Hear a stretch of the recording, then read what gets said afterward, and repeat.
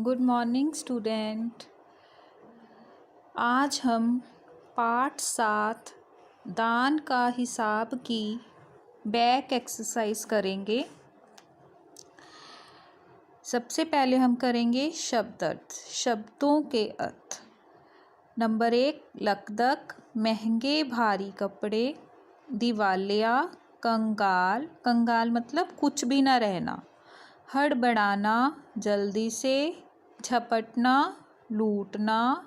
अकाल, भूखमरी। मुहार करना, निवेदन करना, विनती करना। कठिन शब्द। नंबर 1 विद्वान। नंबर 2 प्रकोप। नंबर 3 क्रोध। नंबर 4 राजभंडार। नंबर 5 पीड़ित। नंबर 6 सज्जन। नंबर 7 भूकंप।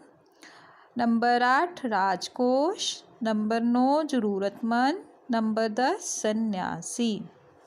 सही गलत।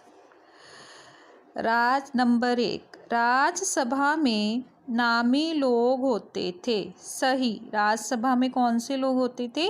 नामी लोग। नंबर 2 राज्यसभा में विद्वानों और सज्जनों का सत्कार होता था।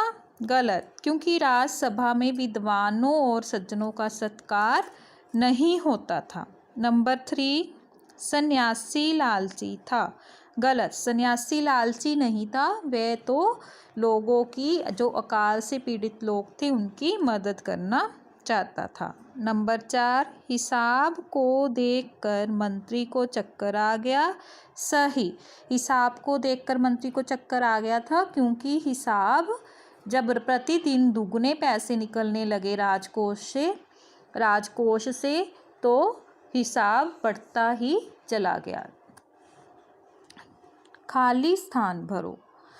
नंबर 1 हिसाब को देखकर राजा डैश हो गया। हाँ जी, हिसाब को देखकर राजा क्या हो गया था? बेहोश। नंबर 2 हमारे महाराज कर्ण जैसे दानी हैं। नंबर 3 राजा किसी को दान देना पसंद नहीं करता था। नंबर 4 देश में अकाल पड़ गया।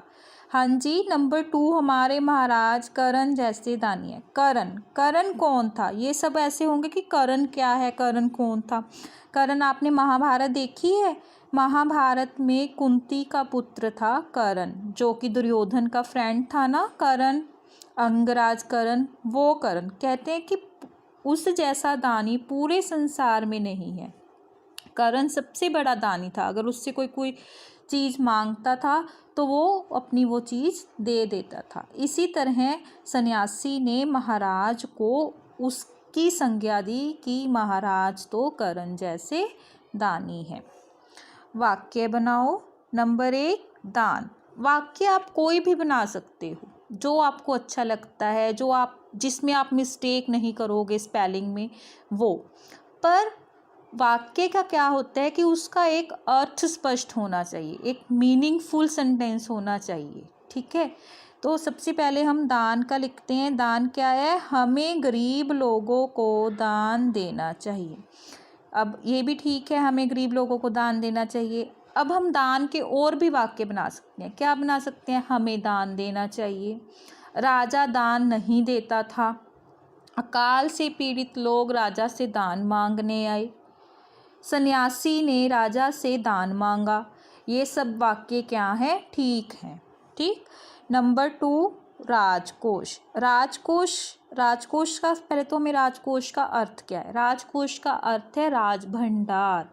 ठीक है, वो जगह जहाँ पर राजा का धन दौलत, हीरे जवाहरात, सोने चांदी आदि होते हैं, उसे हम क्या कहते हैं? राजकोष। तो राजकोष का वाक्य क्या बनाएंगे हम? महाराज का राजकोष खाली हो गया। अब महाराज का राजकोष खाली हो गया, ये भी एक सेंटेंस बन गया। अब आप और क्या सेंटेंस बना सकते हो राजकोष का? राजकोष में बहुत हीरे जवाहरात थे, ये भी ठीक है। और क्या बना सकते हो?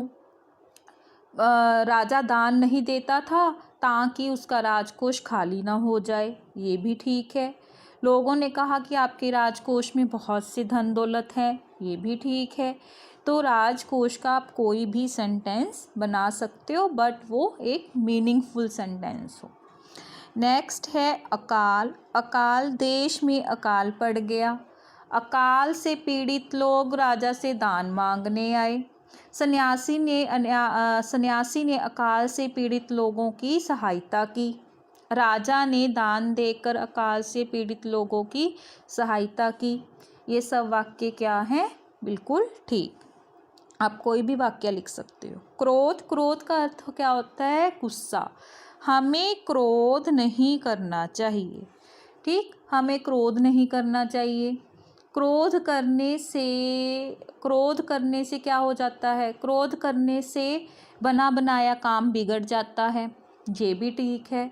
राजा ने गरीब लोगों पर क्रोध किया, गुस्सा किया, ये भी ठीक है। जब राजा ने सन्यासी से कहा कि मेरा तो राजकोष खाली हो जाएगा, तो सन्यासी को क्रोध आ गया, ये भी ठीक है। तो आप कोई भी सेंटेंस बना सकते हो, कोई भी वाक्य बना सकते हो, पर एक तो उसके स्पेलिंग ठीक हो आपके, सेकंड एक मीनिंगफुल सेंटेंस हो।